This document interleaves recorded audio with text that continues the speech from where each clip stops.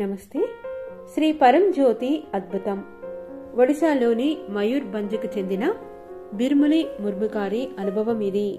5 ఏళ్ల క్రితం నా మెడపై వాపు వచ్చింది. సమయం గడిచే కొద్దీ వాపు క్రమేణా పెరిగి నా శరీరంలో స్థిరమైన ఉష్ణోగ్రతకు దారితీసింది. నేను వివిధ వైద్యులను సంప్రదించి మందులు వేసుకున్నాను, కానీ వాపు తగ్గలేదు, జ్వరం తగ్గలేదు. ఈ సమస్య మరింత క్లిష్టతరం చేయడానికి అది తగ్గకపోగా మెడభాగంలో ఎర్రగా అయినది.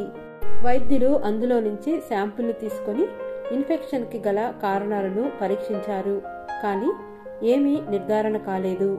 నేను నిరంతరం జ్వరంతో బాధపడుతూ 6 నెలల పాటు మంచం మీద పడి ఉన్నాను. నేను చాలా నిస్సహాయ స్థితిని అనుభవించాను.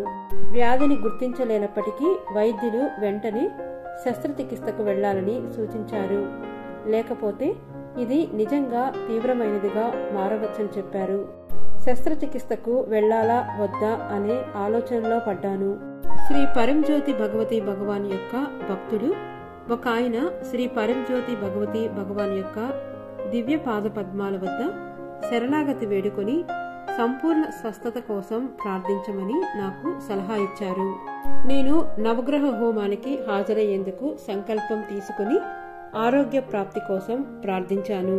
ఆ తరువాత జ్వరం తగ్గడం ప్రారంభమైంది.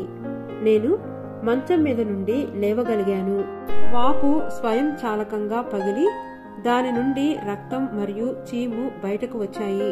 కొద్ది రోజుల్లోనే అది పూర్తిగా నయమైంది. నేను కృతజ్ఞతతో నిండిపోయాను.